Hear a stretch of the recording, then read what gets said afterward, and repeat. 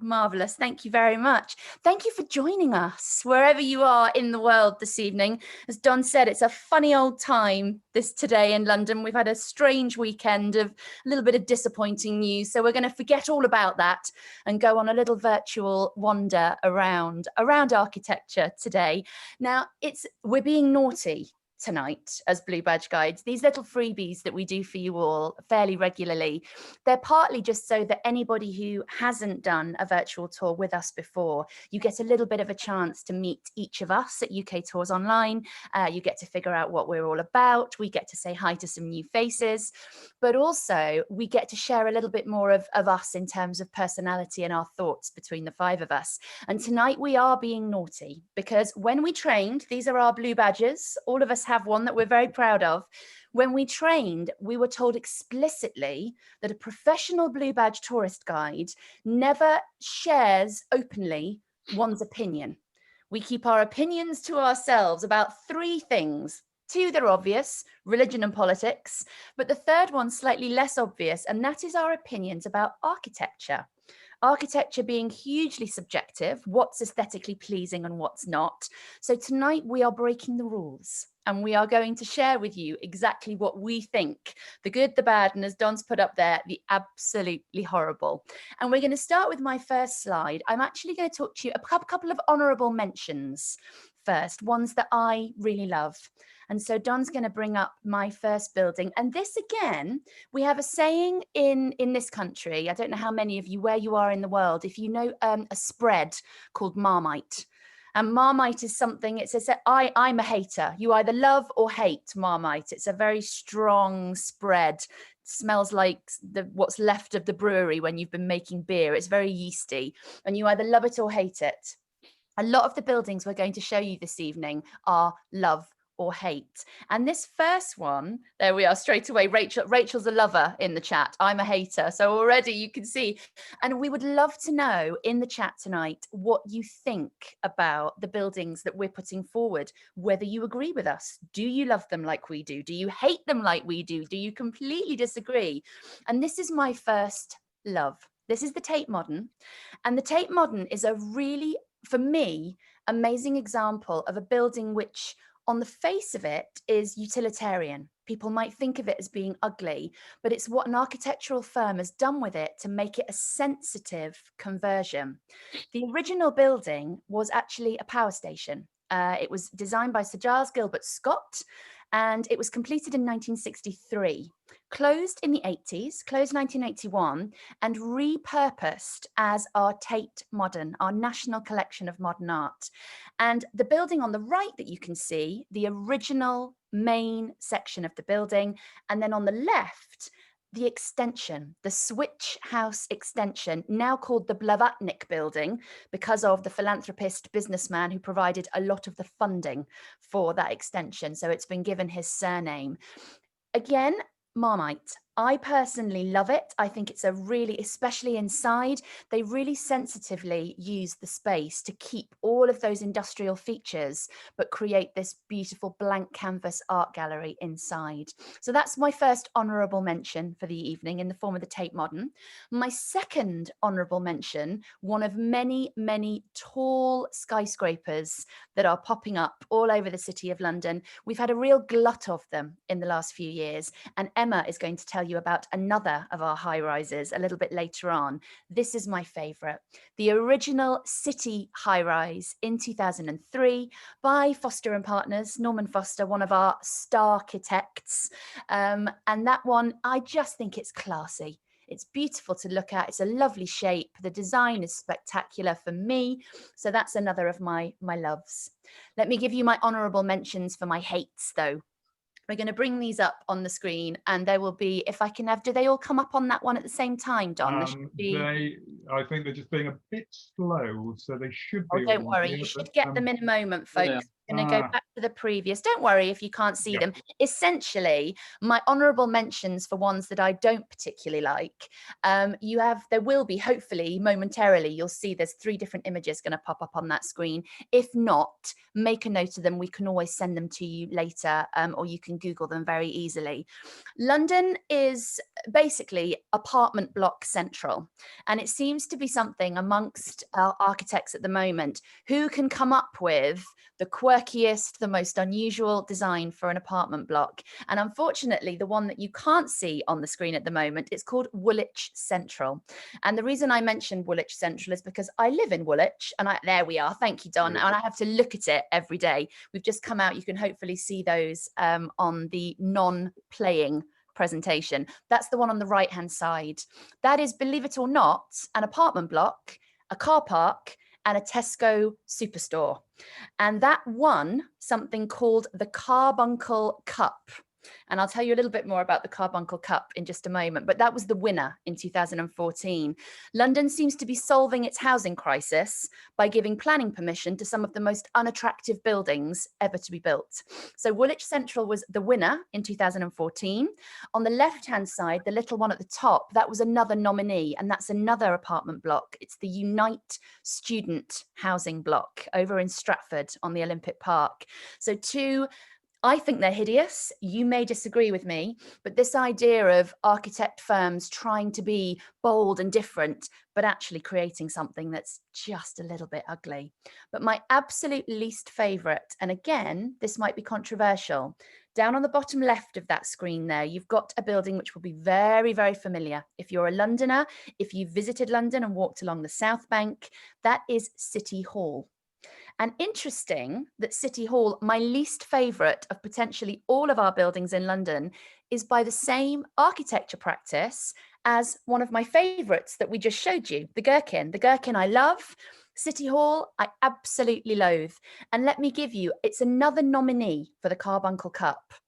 When it was nominated, the judging panel had various comments for City Hall. We as guides, we've got all sorts. We call it, you know, that we give our skyscrapers and our landmark buildings weird names in London. This one is the helmet, it's the egg, it's the onion. The judging panel for the Carbuncle Cup, when it was nominated in 2007, called it the glass gonad. And if you don't know what a gonad is, you will have to Google it after the talk this evening. But that is why I'm not a fan of City Hall. That is my least favourite. Let me go back. We'll try and go back to the presentation if we can, Don, and move on to the next screen. Thank you so much. This, just a quick mention before I hand over, I'll tell you about my absolute favourite and hand over to my lovely colleagues. The origins of the Carbuncle Cup and what it's all about. On the left-hand side of your screens, you can see a building called Number 1 Poultry, and that's in the city. And that was designed by an architect called Sir James Stirling. Stirling, if that's ringing a little bell in your minds, Stirling was the inspiration for a major architectural annual prize. It's called the Stirling Prize. It's given every year by the Royal, by RIBA, by the Royal Institute of British Architects. And that prize is given to the best building, something which is beautiful. That building on the left wasn't a nominee, but the architect, Sir James Stirling, gave his name to the best buildings, the award for the best buildings in the country. The irony then, that a building that he designed, not all that many years later, that one on the left was finished in 1997, Prince Charles comes into the play, and Prince Charles is not backward in coming forward about his opinion about architecture. He doesn't like postmodern at all. He referred to that building on the left-hand side as a 1930s wireless set. He also referred to the extension you can see on the right-hand side of your screens. That is the extension to the National Gallery in London's Trafalgar Square. In 1984, he referred to that particular extension as a monstrous carbuncle on the face of a much-loved friend, meaning the original Victorian construction of the National Gallery over on the far right-hand side. The Stirling Prize has been going, I think, since I couldn't tell you, I'd have to check, apologies, how long the Sterling Prize has been going for. But the Carbuncle Cup was then the answer to that. And it's been going since 2006, presented by Building Design magazine every year to London's ugliest building. So the answer to the Sterling Prize, the irony that Sterling, who built the one on the left, inspired not only comments by Prince Charles, but also the rival for the ugliest. Before I hand over to Tim, let me just briefly show you my personal absolute favourite. That is St. Paul's Cathedral on your screens at the moment. I think it's stunning. It's my favourite building in the whole of London, hands down. We're not supposed to have favourites as guides. It's like asking to pick your favourite child. But that one, St. Paul's, our national, well, one of our national church buildings, London's cathedral. You've got a photo from the outside, English Baroque, absolutely beautiful. On the inside, Sir Christopher Wren's masterpiece, an absolute riot of white and gold, beautiful, beautiful. And the reason I mention that as my absolute favourite, a little bit of a shameless plug, for UK Tours Online, I do the St. Paul's virtual tour. And so if you want to find out more about St. Paul's, we can do a whole hour. And my next outing for that will be in December. So look for details of that on the website. So those are mine, a quick whistle stop through some bests and worsts and what the Carbuncle Cup is all about. From St. Paul's over to Tim for something completely different. Marvellous, So Leo. over to you. Marvellous, Leo. Thank you so much. That was great. I hope you can hear me, everybody. I'm getting some thumbs up there. Excellent. Well, we're going to go from the north bank of the Thames to the south bank of the Thames. And I'm going to talk about two buildings that are separated by 350 years and 8 kilometres, but they are light years apart in taste. So come with me, if you dare, on a short journey. Imagine me taking my train to London Bridge Station, the oldest and the fourth busiest railway station in London.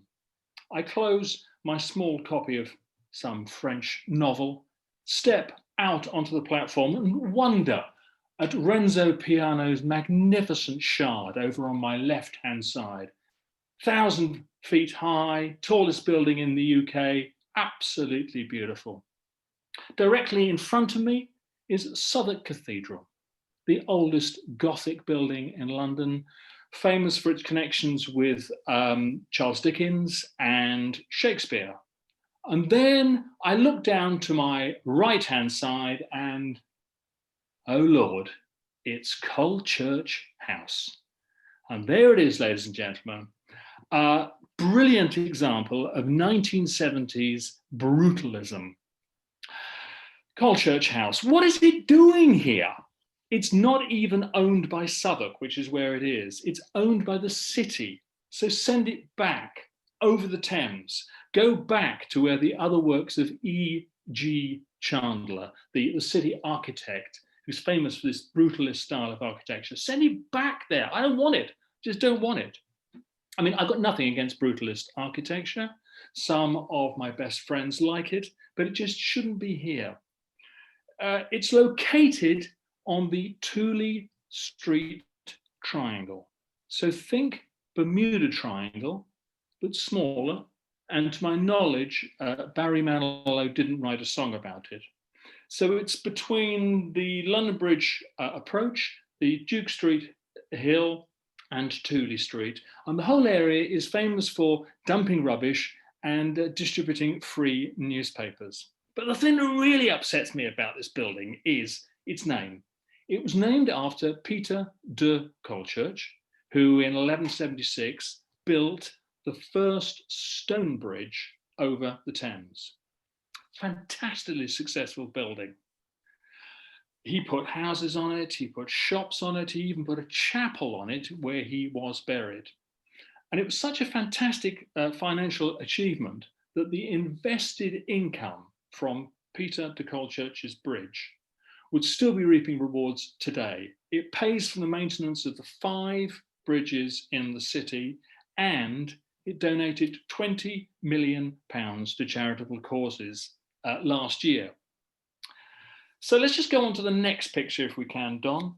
And we should have, there we go, another, on the left-hand side, we have another marvellous picture of Colechurch House with John Rennie's arch of London Bridge number 6 there. And you can just see the spike. And then look over on the right-hand side and you get a better view of the spike. Now, the spike is there to remind ne'er-do-well people of what we used to do to the heads of people who were hung, drawn, and quartered at the Tower. We used to take their heads, parboil them, stick them in tar, and then stick them on the spike of Peter de Colechurch's London Bridge. Now, I think that what we should do is reintroduce this punishment for crimes against architecture. Anybody with me on this one? Yeah? Okay. Well, we're now going to take you from Peter de Colechurch's house, Peter de Colechurch house. We're going to go 8 kilometres down the Thames to the Queen's House, Greenwich. In 1620, King James I was out hunting with his wife, Anne of Denmark, and she managed to run over one of his favourite hunting dogs and kill it. And James swore at her in front of the whole court. And then he was absolutely mortified. He had to apologise. He had to say, what on earth can I do? And Anne said, the only way you can apologise to me is to build me a house. And that's exactly what he did.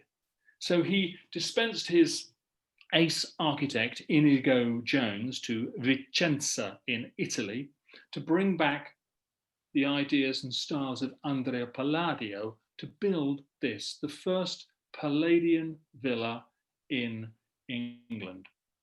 Anne sadly didn't last very long. She died, unfortunately, but Charles I's wife, Henrietta Marie, she liked to live there as well. But I'm going to bring in a third queen a little bit later, about in the 1680s. I'm going to talk about Mary II, the wife of William III. Now, she really put this place on the map because she told Christopher Wren not to build the Royal Hospital in front of her building so that she could see the Thames and the Thames could see this magnificent building. If we go inside, we will see on the left-hand side, we should see a picture of the Tulip Staircase, an amazing piece of architecture, the first self-supporting staircase in Great Britain. And then on the other side, we have E.G. Chandler, the city architect's attempt to do the same at Colechurch House. So to summarise, we're contrasting a 70s tatty concrete block named after a chap who's got nothing to do with it, with a beautiful Palladian villa, which has got everything to do with the 3 queens who have lived there. Incidentally, if you'd like to know more about the Queen's House, then do come on my Royal Greenwich tour at 6 p.m. on November the 19th. And don't forget, folks, you can get more information about UK tours on, this is the commercial break we're doing, yeah. You can get more information on our Twitter account, twitter.com UK Tours, Facebook, or on there, our website, UKToursOnline.com. So I rest my case, Your Honour, and I'm now going to hand over to Emma. Good luck. You're muted, Emma. Unmute yourself, darling. Yeah. Oh, there she is. Thank you so much, Tim. That was absolutely wonderful. Can't make up my mind. Ooh. But I'm very fond of Inigo Jones and his introduction of classical principles to architecture in London. Yeah. Amazing to think that before the early 1600s, there was none. Everything was Gothic. And he introduces classical ideas, pediments, columns, eventually gives birth to Leo's magnificent St. Paul's in the English Baroque. So a huge contributor to London architecture. But I am going to go on, please, Don, to my first slide this evening of one of my least favourite buildings in London. And the link to what Tim's been talking about is the fact that it's also on a bridge or connected to a bridge. And this time it is Blackfriars Bridge, also one of these amazing structures. And we may do a bridge talk one day, I think, on UK Tours Online. They're definitely worth it. One of these fantastic City of London bridge structures. But what happened from 2007 to the south side of the bridge? Well, if you look right in the middle of the picture on your screen now, you'll see this. I don't know if you see my cursor, you probably don't. This 52-story glass tower, which has appeared. It's a residential block, it's apartments. And actually quite a lot, I mean, Leo mentioned how apartment blocks seem to be vying for sort of odd design. It's almost as if odd designs are good enough to make buildings good. I don't happen to subscribe to that view or agree with it. And this one, actually from this rather sort of architectural photograph, doesn't look as bad as it really does when you see it in real life. Where the bulge, which kind of is at the right-hand side of the photo, but stretching south, is really large in the middle of this building. Why is it there? Well, of course, to create more residential floor space on those more expensive and desirable higher floors. So you need less space at the bottom, and then you go up and out, wider and more expensive and more profit for the developers. Now, there was a bit of scandal associated with this building, and it got taken to task by an article in the New Statesman for not providing the promised social housing as part of the development.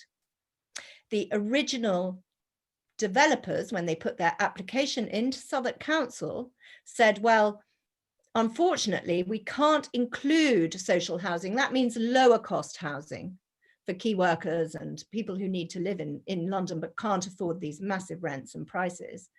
We can't afford to put any in the building, but I tell you what, we'll give you, the council, £32 million if you grant us our planning permission, and you can spend it elsewhere on your housing budget. Now, does that sound a bit like slightly dodgy to you? Well, anyway, it did to me.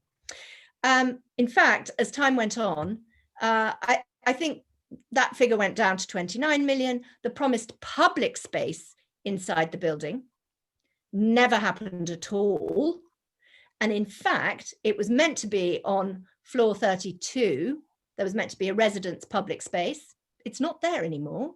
You have to be a resident, you have to pay, you have to book in advance. And the building blurb says now that it's executive space, whatever that may mean. So it's been reduced and reduced and reduced. And this is quite a pattern in residential buildings. Anyway, at least it's made of glass that reflects the light. So sometimes you don't notice it as much, like this on sunny days, but on cloudy days, of which, of course, we don't get many in London. No, it never rains or it's cloudy and grey. It doesn't look like this at all.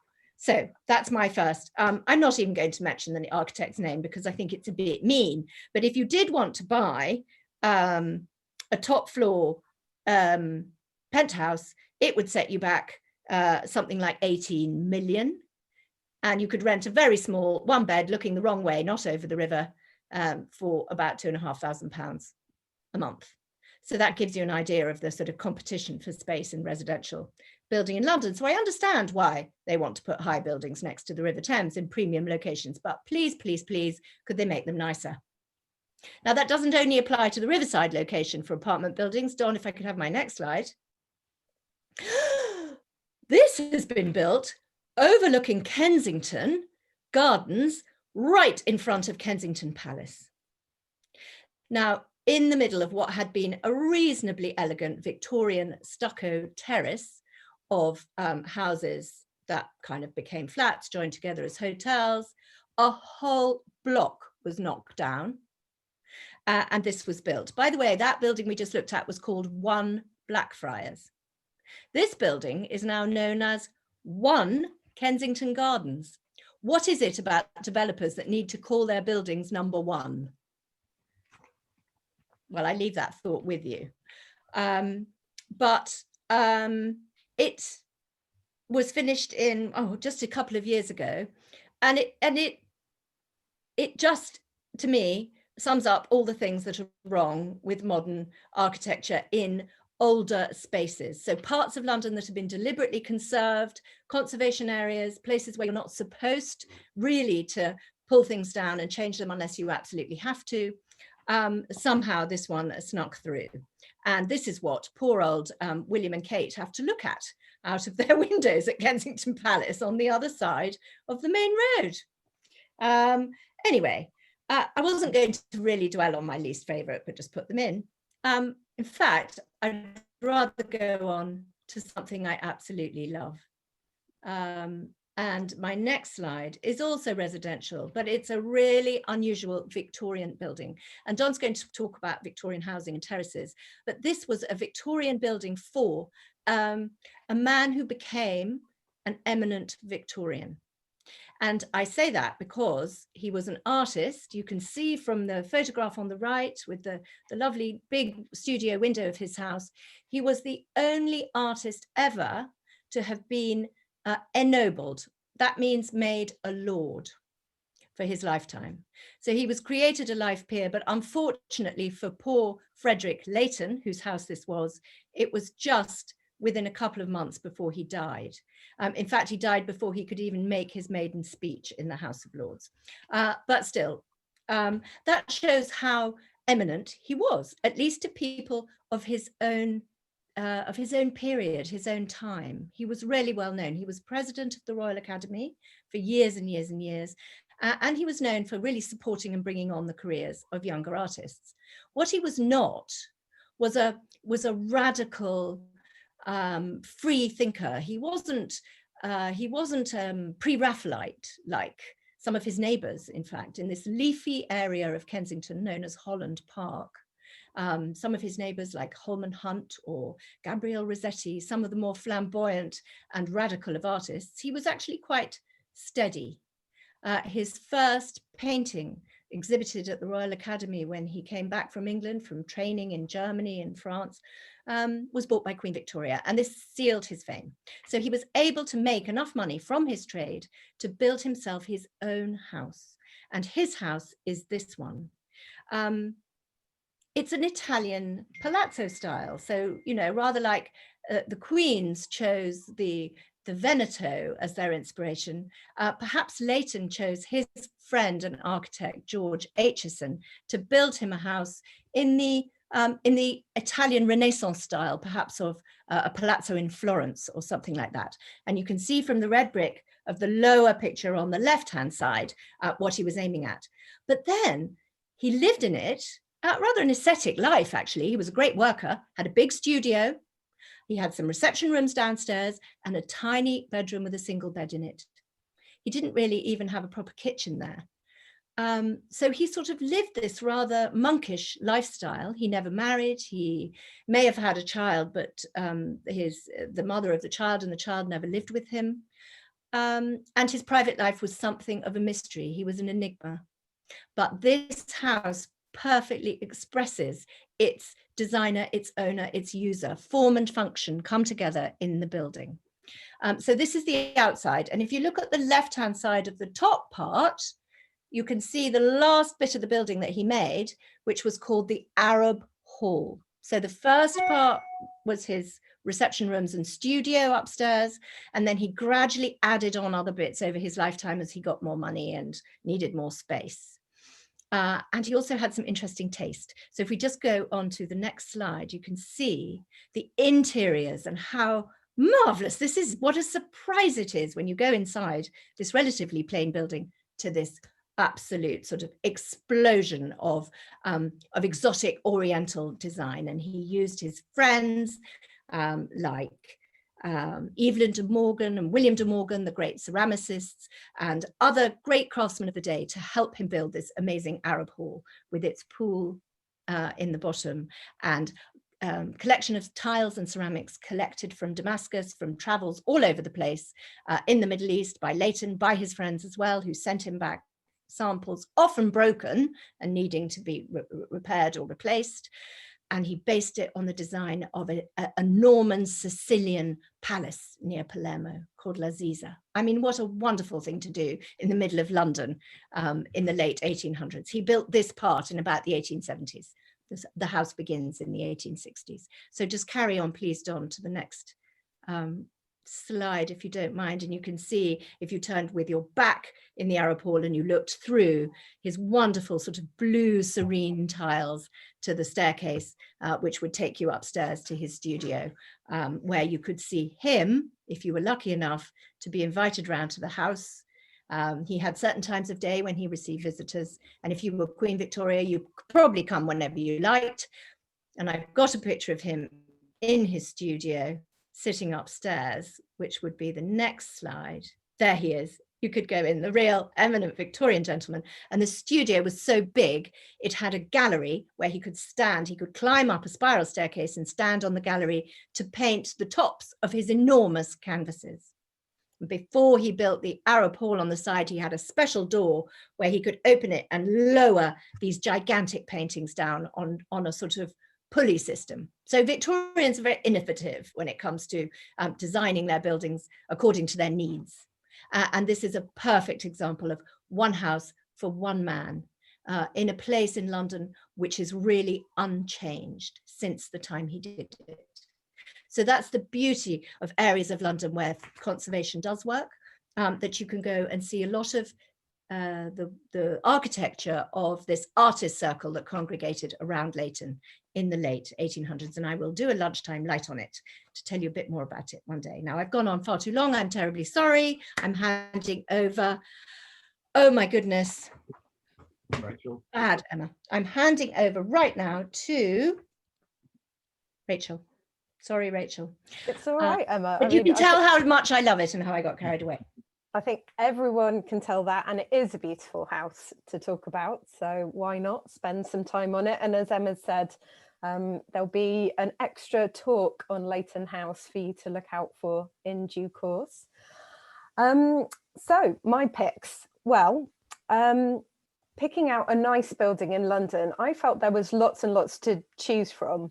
From what we've heard today, it seems as though it's all bad, especially the modern stuff. But I was at a loss to come up with just one great building to talk about. I could have talked about a church. I could have talked about a palace. I could have even talked about a castle. Yeah, London has its own castle, the Tower of London.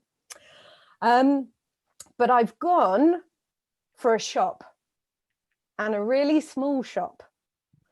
This is a picture of Twinings, and it's on the Strand. The Strand is the street that sort of connects the city of Westminster with the city of London.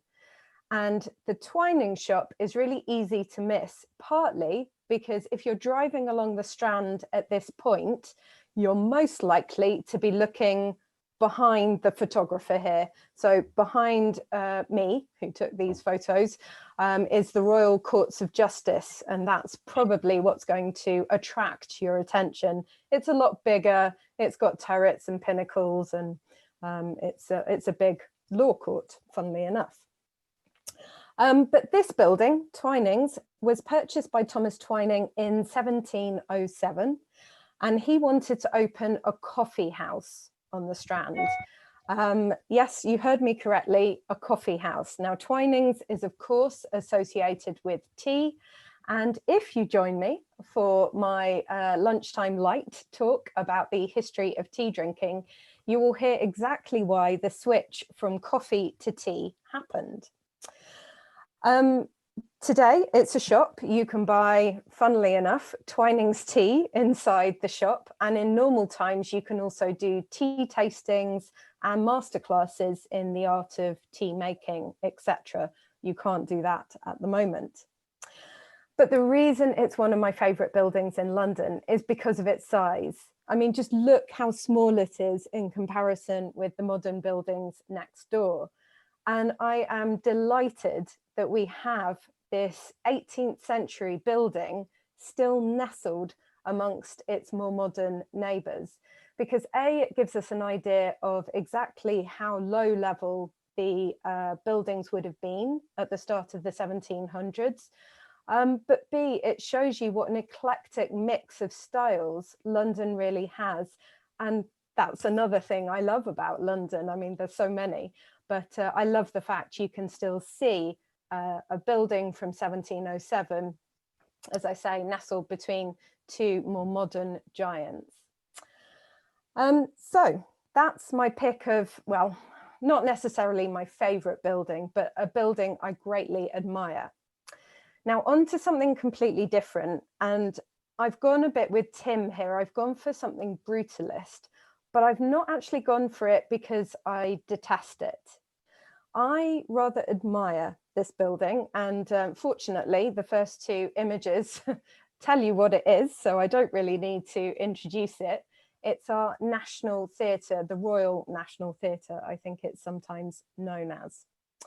The National Theatre was designed by an architect called Denis Lasdun, and I'd never heard of Denis Lasdun before I looked up information about the National Theatre.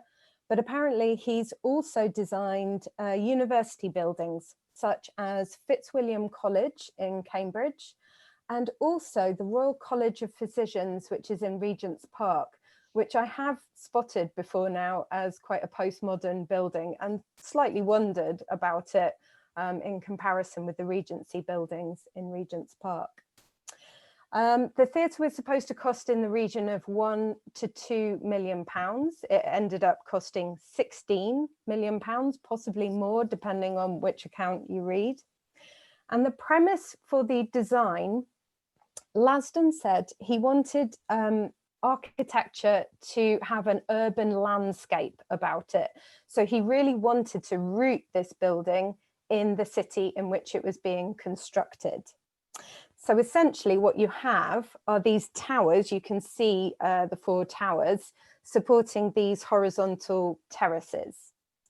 And his ambition was that all the public areas of the building would act as theatres in themselves. So he used the city setting as a kind of backdrop for these public areas. Now, from these images, you can't really see the big windows. I wonder if we go on whether, yeah, so from this image, you can see some of the really big windows Lasdun was able to put into his design. And actually, I think when you're in the foyer areas, you do have that lovely city view or vista as your backdrop. So it does appear that the public areas are almost an auditorium in themselves. And don't forget, this structure houses not just one auditorium, but three. There are three separate theatres within the one building. So in my opinion, it's actually remarkably small. The footprint is small, considering the enormous capacity that it has within it. I mean, the largest of the auditoriums can seat over 1,100 people. So as I say, just bear that in mind before you get too judgmental about the style. Now, the style, and again, I'm harking back to what Tim told you earlier, but it's called brutalist. Brutalism was a style that was greatly employed in the post-war rebuilding, particularly of the 1950s and 1960s. The buildings are supposed to show the bare materials that are used, and they're supposed to show the structural elements of buildings, and that takes precedence over the design elements. Often architects who opt for this particular style, they use concrete as their building material. And it's particularly popular, and it's concrete that gives the style its name. So if you've ever wondered if it's just brutalist because they're brutal buildings, no, not true. In French, béton brut means raw concrete. Forgive my pronunciation, I am no linguist, but béton brut, which sounds like a type of champagne, actually means raw concrete. Now, very few architectural styles have caused such a stir and caused such upset in Britain. And when the National Theatre opened in 1976, it followed suit, and a wave of criticism and different critiques came in, and nothing to do with the productions that were being shown inside the playhouse. Prince Charles stepped up.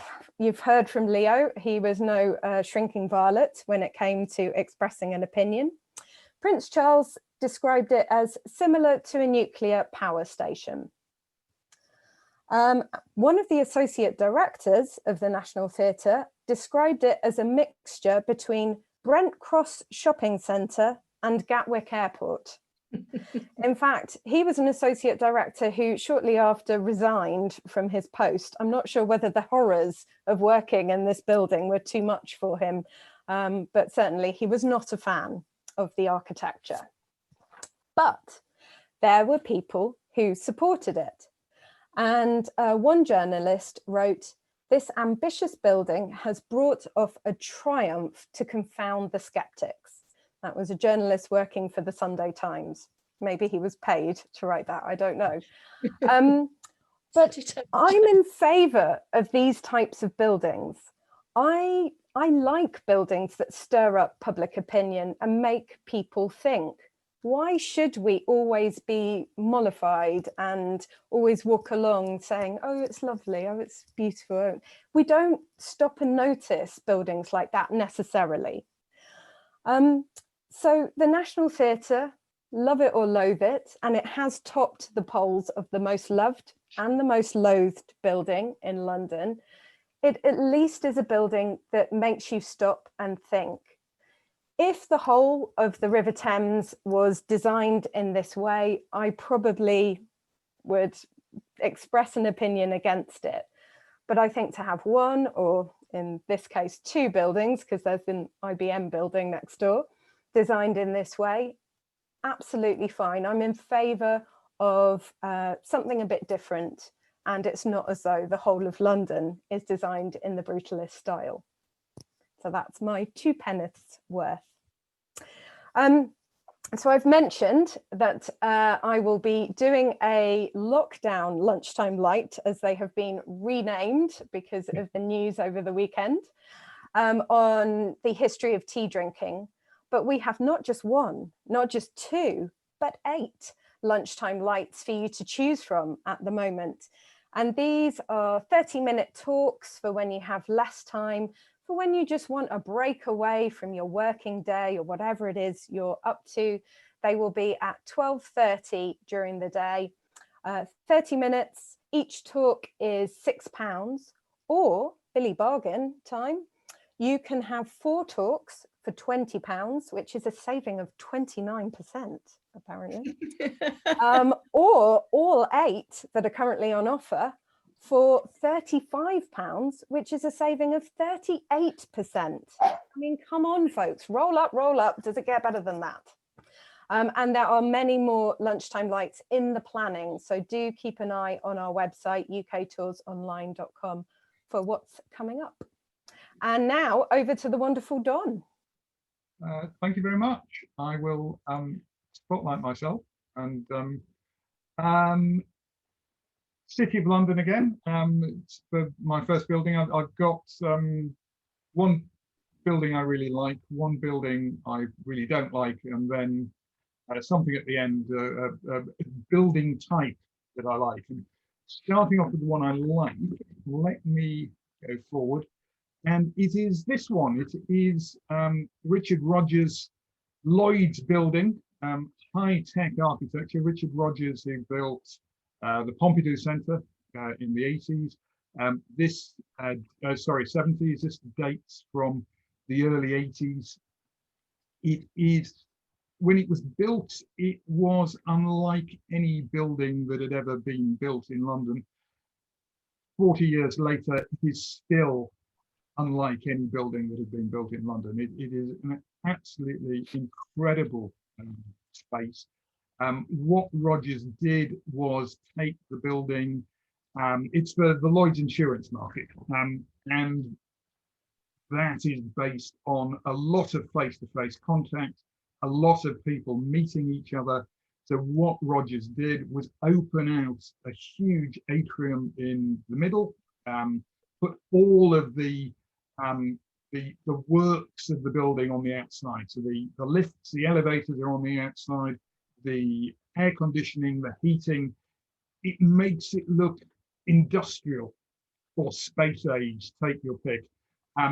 I think it looks like a factory. It's a factory for making money, and it's an absolutely wonderful space. The best way to come at it is from the picture on the left. This is Leadenhall Market, done by the city architect of the 1800s, who was Horace Jones. Also did Billingsgate. He also did Tower Bridge. A wonderful bit of cast iron and wrought iron architecture. You walk through Leadenhall Market on the site of the old Roman Forum, so you've got 2,000 years of history sort of layering there in front of you, and there appears, as you can see here, there appears the Lloyd's building, and as I say, there is still nothing else like it in London. We have in the UK a thing called listing of buildings. So if something is architecturally or culturally significant, it can become listed, and the higher the listing, the less you can do to a building without a huge inquiry. So ordinary buildings that are reasonably good would have a 2 listing, then you get to 2-star, and then you get to what this is, which is a grade 1 listing. So this has got the same listing as the Houses of Parliament or Buckingham Palace or St. Paul's Cathedral. Absolutely glorious. Lloyd's are getting too big for it. So there is going to be discussion over the next few years as to what happens to it, but it's going to be there whatever happens. Here's another view of it looking up at the pipes. This building here is the Willis building, another Norman Foster building, who had a site right next to it. And as you can see, he's done it as a curve. So what he could have done, Norman Foster and Richard Rogers, old rivals and colleagues, Foster could have tried to build a building that was bigger or different, or tried to rival the Lloyd's building. What he actually did was do a curve, and it just reflects the Lloyd's building in it. So he has done a homage, an homage to the Lloyd's building. So as you walk down Lime Street, you see the Lloyd's building, and you see a reflection of it on the other side. More views of it, and in the background is my second building, which is the one I like least in the whole of London. Well, maybe not of all the buildings in London, but the most significantly least, and that is the one known as the walkie-talkie. From this decade, or early in the 2010s, a Chilean architect, another star architect, as Leo called them, called Raphael Vinelli. And the reason I dislike it is that you can never not see it. It is always there. Every single view of London. Go to Waterloo Bridge. Waterloo Bridge is one of the glorious views, either direction, that you can get in London. You look up river, you see the Houses of Parliament, you see the Eye, you see the setting sun. You look down river, you see the City of London. And there's the bloody walkie-talkie at the end of it. It's always there. This is a cluster known as the City Cluster of skyscrapers. The walkie-talkie was given permission to be the end point of that. So it is the most obtrusive of the buildings. Famously, when it was built, this wonderful curved fascia caught the sunlight, focused the rays down, and was stripping the paint off storefronts 2 or 3 streets down. It's said to have melted the plastic in some poor guy's Jaguar that was parked in the street. So they had to retrofit this cladding on the front of it to mitigate it. It has got, and the one thing about it that is good is what's called the Sky Garden at the top. You have the book space. It was meant to be like Emma's one Blackfriars. It was meant to be open and you could go to it, a new public space. You have to reserve space to go to it. The architect's drawings showed this wonderful sort of verdant paradise. When you go up there, it is like an airport departure lounge, but it has got wonderful views all across London in both directions. And the most important thing about it is when you're in the Sky Garden looking out, you can't see the walkie-talkie. So that's another reason why it's absolutely wonderful. But to go to the buildings that I love the most in London, and it's not one building, it's a series of them. It's the Victorian Terraced house. And wherever you go in London, these are there. You big ones, so here's a few 4 stories, tall buildings, north, south, east or west, you will find the Victorian Terraced house. Some of them were built as workers' cottages, some of them were built as lower middle class residences, some of them built for grander members of the middle class as almost like little villas, but laid out in row after row after row. The population of London grew in the 1800s from 1 million in 1800 to 6 million by 1900, carried on growing until the Second World War, until it was about 8.5 million. So these were the engine for the growth of London. You see them also in other industrial cities. So if you're going up to Manchester or Birmingham, there are areas of Victorian terraces there. But for me, they represent London. Wherever I go in London, there will be a Victorian terrace of one shape or another, different formats, different places. You go to North London, they're slightly taller, the streets are slightly narrower. You go to this one on the left is a thing called the Shasp Estate down here in Battersea, built by philanthropists as cottages for the working class, but for the aspiring working class. These days, if you want to buy one in Chelsea, and here's some in Chelsea, you're looking at several £1 million. Buy one in Battersea, a couple of £1 million. Go up to North London, it might be 300,000. They same building, or same building type, just done at different prices according to the different areas.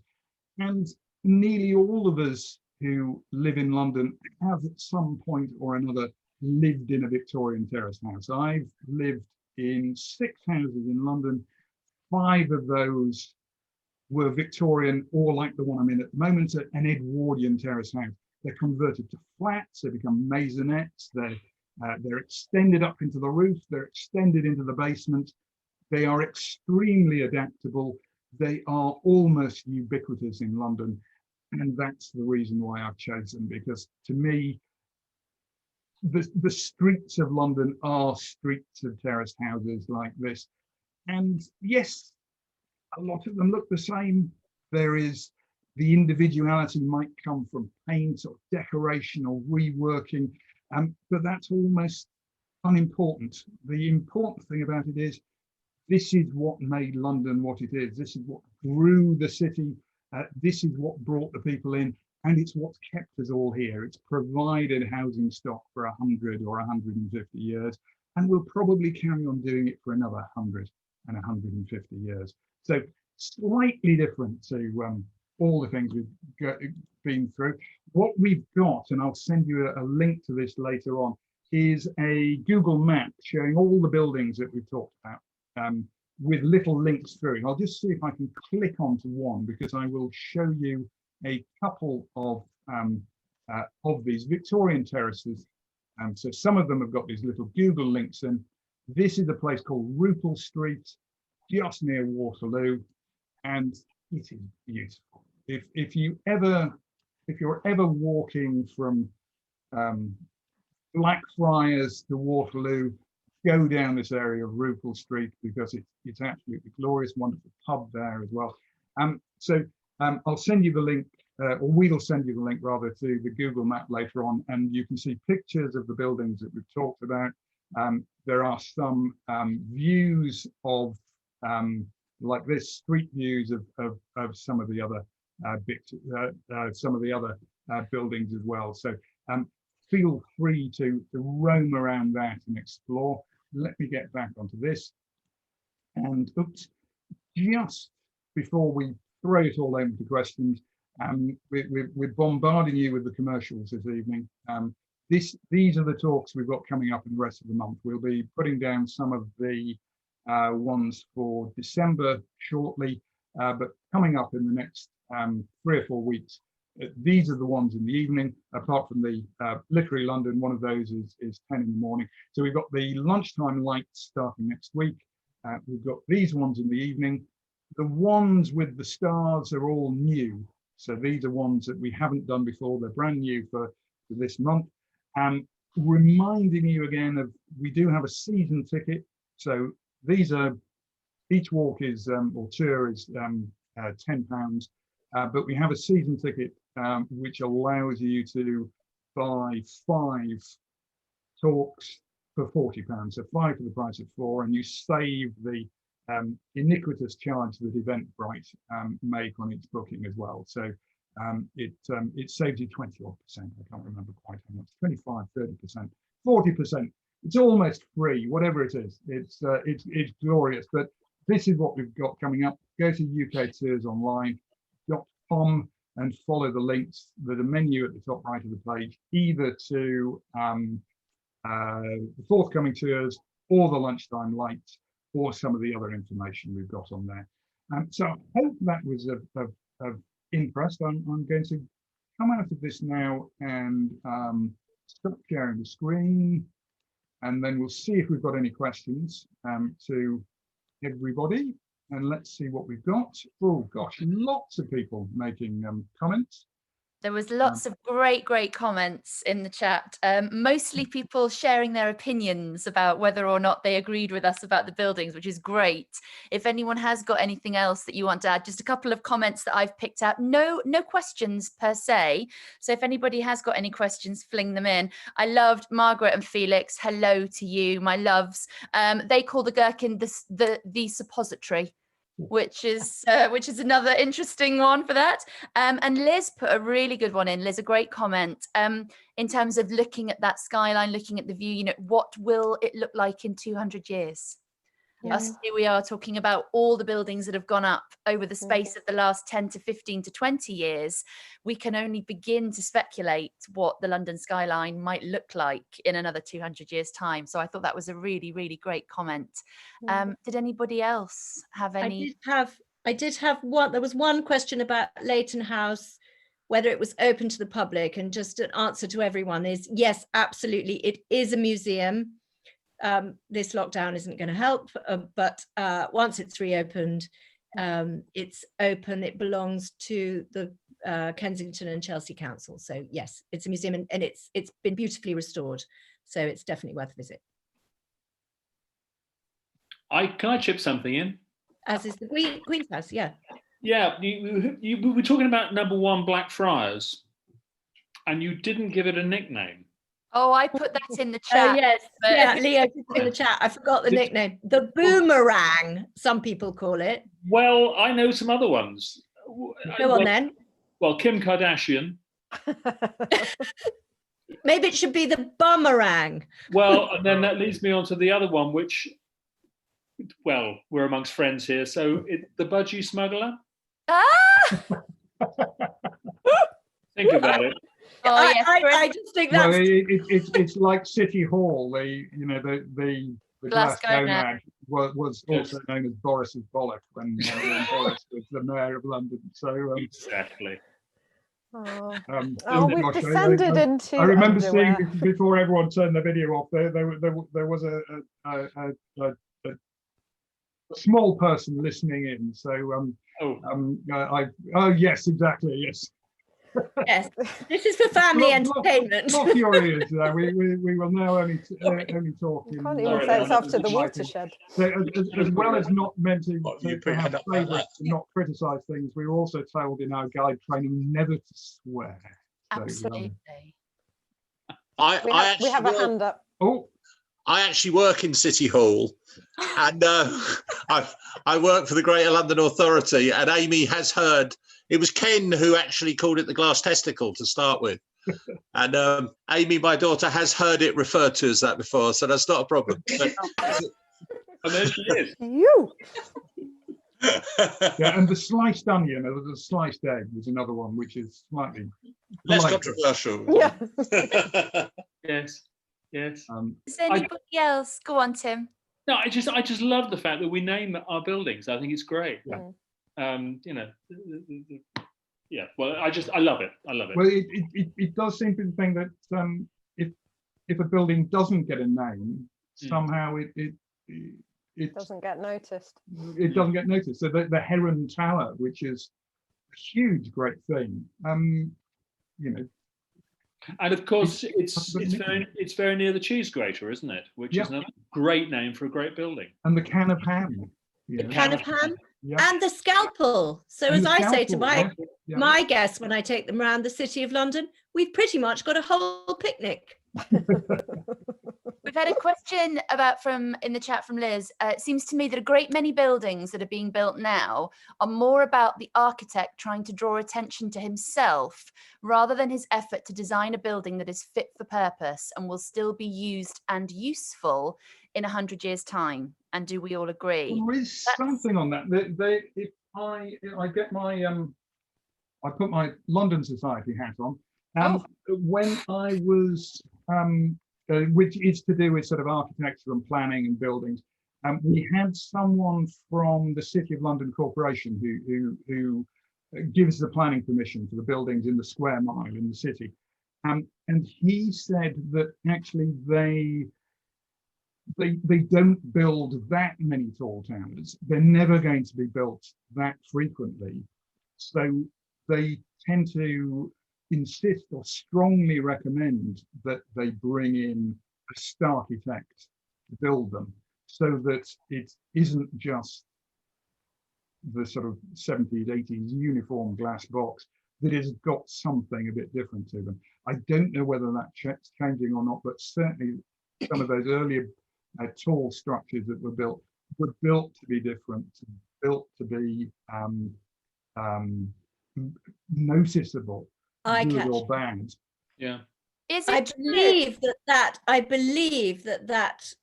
sort of sensibility is changing in the Corporation of the City of London, because the very powerful character of the driver of that has actually now retired, left, gone elsewhere. And actually none of us has mentioned one of my favourite buildings, new buildings in the City of London, which is the Bloomberg Building. Yes. Very close to St Paul's Cathedral. I cover it extensively on my architecture part 1. Emma. Well, there we go. So go to Leo's architecture talk. Archaeology part 1. Archaeology, yeah. Archaeology talk. And because it has a Roman temple in the basement, it makes it interesting. But the modern building above is really a fantastic example of how good modern architecture can be. And I think for me, that would be one that would stand the test of time. But as Rachel said, very difficult to choose in London what to talk about. Excellent question from Judith in the chat. And I actually can't think of any. Are there any notable buildings designed by female architects?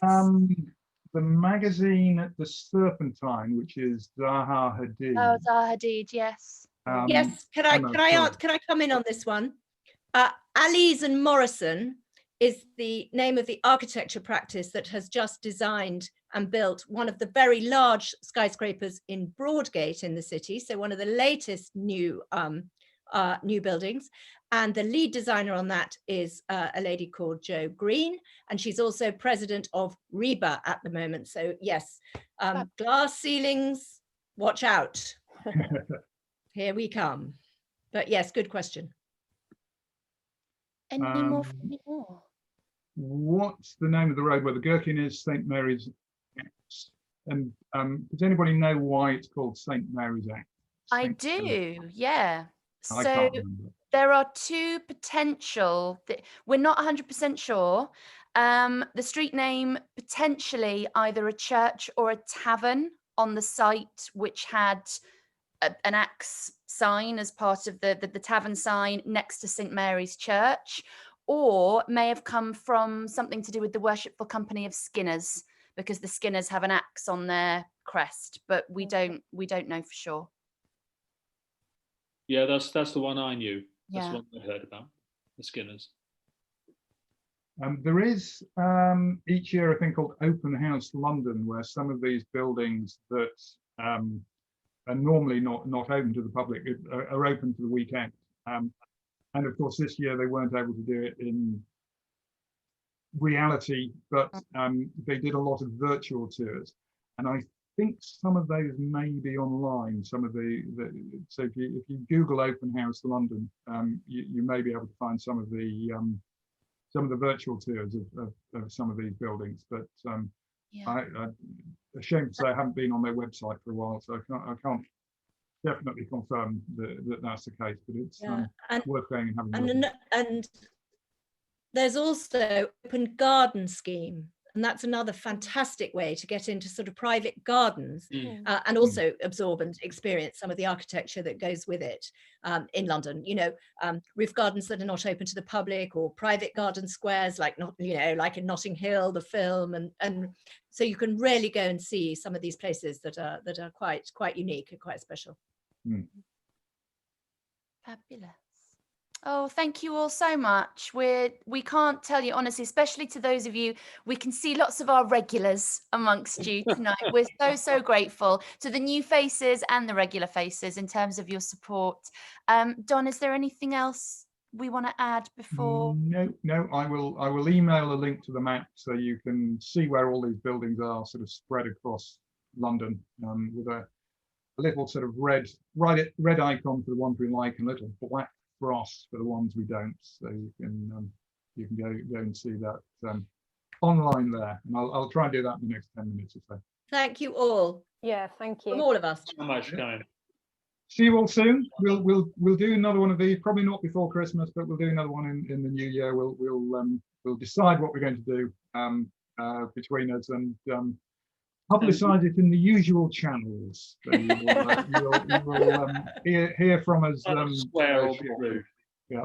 Thank you all very much. Have a good evening. Bye. Those of you in America, don't Okay, forget to guys. vote Take tomorrow. care, everybody. And we shall see you all soon. Cheerio. Bye-bye. Bye. Bye.